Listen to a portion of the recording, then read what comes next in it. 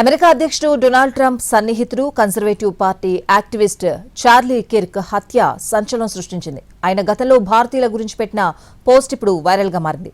India నుంచి వచ్చే వారికి మరిన్ని వీసాలు అవసరం లేదని కిర్క్ అప్పట్లో వ్యాఖ్యానించారు. అమెరికా ఇప్పటికే నిండిపోయిందని, స్వదేశీ ప్రజలకు తొలి ప్రాధాన్యం ఇవ్వాల్సిన అవసరం ఉందని పేర్కొన్నారు కిర్క్.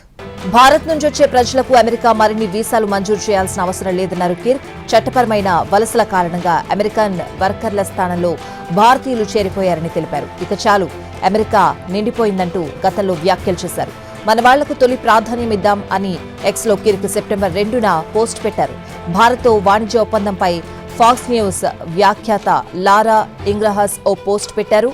వాణిజ్య ఒప్పందం కొలిక్కి రావాలంటే భారత్కు మరిన్ని వీసాలు మంజూరు చేయాల్సి ఉంటుందని పేర్కొన్నారు. దానికి బదులిస్తూ కిర్క్ భారతీయులపై ఈ వ్యాఖ్యలు చేశారు.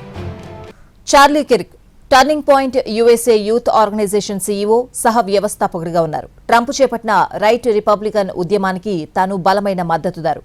అనర్గళంగా మాట్లాడి యువతరాన్ని ఆకట్టుకోవడంలో దిట్ట. అతడికి సామాజిక మాధ్యమాల్లో లక్షలాది మంది ఫాలోవర్లున్నారు.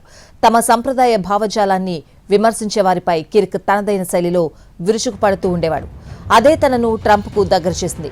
2020లో ఓడిపోయినప్పుడు ఎన్నికల్లో గోల్మాల్ జరిగిందని ట్రంప్ విమర్శలు చేయగా కిర్క్ అండగా నిలిచారు. వలసదారులు, ట్రాన్స్జెండర్లను కూడా కిర్క్ లక్ష్యంగా చేసుకున్న సందర్భాలున్నాయి. పలు యూనివర్సిటీల విద్యార్థులతో అతడు జరిపిన చర్చా కార్యక్రమాలు సైతం వైరల్ అయ్యాయి. ఊటాలో కూడా అలాంటి కార్యక్రమంలో పాల్గొంటూ ఉండగా కిర్క్ హత్యకు గురయ్యారు. తన సన్నిహితుడు మృతి చెందడంపై అధ్యక్షుడు ట్రంప్ దిగ్భ్రాంతి వ్యక్తం చేశారు. చార్లీ కిర్క్ గొప్ప వ్యక్తి అని సోషల్ మీడియా ట్రూత్లో వెల్లడించారు. కిర్క్ మృతికి సంతాపంగా జాతీయ జెండాను అవనతం చేయాలని పిలుపునిచ్చారు. అమెరికాలో చార్లీ కంటే బాగా యువత హృదయాన్ని అర్థం చేసుకున్న వారు ఎవరూ లేరని పేర్కొన్నారు ట్రంప్.